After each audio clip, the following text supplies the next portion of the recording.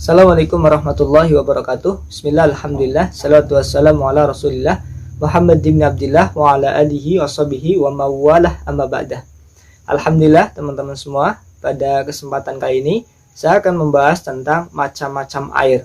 Ada air yang bisa digunakan untuk berwudu, ada yang tidak bisa. Nah, paling tidak ada 4 golongan dalam macam-macam air. Yang pertama adalah golongan tauhir, mutohir, weru makruh namanya.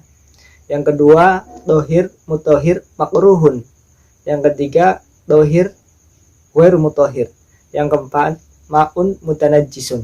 Nah, kita bahas satu persatu. Yang pertama dari tohir, mutohir, weru makruh. Artinya ada macam yang pertama adalah air yang suci dan dia bisa mensucikan kepada orang lain dan tidak makruh ketika untuk bersuci. Ada 3 poin. Airnya suci, bisa mensucikan atau bisa untuk bersuci, lalu tidak makruh menggunakannya. Nah, itu air apa? Air mutlak namanya. Air yang mutlak. Apa itu air mutlak? Air mutlak adalah air yang murni air. Misalkan seperti air sumur, air hujan, air laut, air pegunungan yang murni air, masih murni air, namanya air mutlak. Itu bisa digunakan untuk berwudu, namanya air suci, mensucikan dan tidak makruh. Itu macam yang pertama. Namun ada macam yang kedua, ada air suci, mensucikan, tapi makruh menggunakannya. Nah, ini ada satu macam air, yaitu air musammas namanya. Air musammas itu air yang dipanaskan oleh matahari. Jadi ketika ada air suci mensucikan seperti air sumur, air bak misalnya, tapi karena terkena terik matahari yang sehingga sangat panas, nanti ketika untuk berwudu itu hukumnya makruh. Atau tidak terkena matahari, misalkan digodok, air itu terlalu panas ataupun juga terlalu dingin, itu juga makruh digunakan untuk berwudu. Tapi wudunya sah, dia suci, bisa untuk bersuci, tetapi dalam memakainya itu makruh ya, hukumnya sah tapi makruh. Itu macam yang kedua. Lalu macam yang ketiga, air yang suci tetapi tidak bisa mensucikan. Airnya suci tetapi tidak bisa untuk berwudu. Nah, itu contohnya ada 2. Yang pertama air mustakmal, yang kedua air mutaghayyar, air yang telah berubah. Yang pertama air mustakmal itu air yang telah dipakai untuk bersuci atau menghilangkan najis. Misalkan kita wudu ya, air yang sudah menetes dari wajah itu namanya mustakmal. Air yang sudah dipakai untuk berwudu itu dia hukumnya suci tapi sudah tidak bisa untuk berwudu lagi. Nah, itu namanya mustakmal. Yang kedua air yang telah berubah ya, berubah salah satu sifatnya, rasanya atau baunya atau warnanya karena kecampuran sesuatu.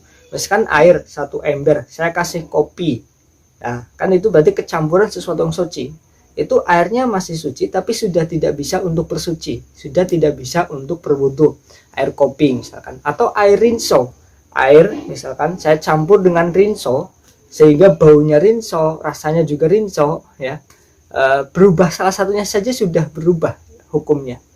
Misalkan rasanya saja ya, rasanya rinso walaupun warnanya mungkin masih air, itu tetap dinamakan air mutaghayyar yang tergolong ke dalam air yang suci tetapi sudah tidak bisa untuk bersuci, tidak bisa untuk berwudu. Itu macam yang ketiga.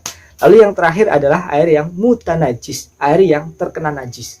Nah, di dalam air yang terkena najis atau air yang mutanajis ini terbagi menjadi 2. Ada dari golongan air sedikit, qalil, ada yang dari golongan air yang banyak, katsir.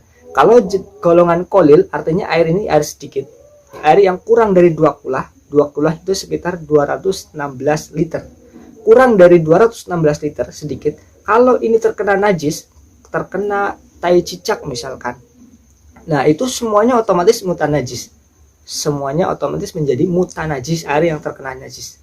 Nah, kalau dari golongan air yang banyak, air yang lebih dari 216 liter, nah ini kalau terkena tai cicak misalkan, ini tidak langsung otomatis najis. Dilihat apakah sifatnya berubah, warnanya berubah enggak, rasanya berubah enggak, baunya berubah enggak. Kalau tidak ada yang berubah, maka tidak najis, tidak menjadi mutanajis. Tetapi kalau berubah salah satunya saja, misalkan rasanya menjadi rasa tai cicak misalkan, atau baunya menjadi bau tai cicak, nah, itu maka air ini statusnya sudah mutanajis atau air yang terkena najis. Mungkin itu dulu pembahasan tentang air yang bisa untuk bersuci, berwudu dan yang tidak. Kurang lebihnya mohon maaf. Mudah-mudahan bisa bermanfaat. Kita ketemu di materi yang selanjutnya. Terima kasih. Assalamualaikum warahmatullahi wabarakatuh.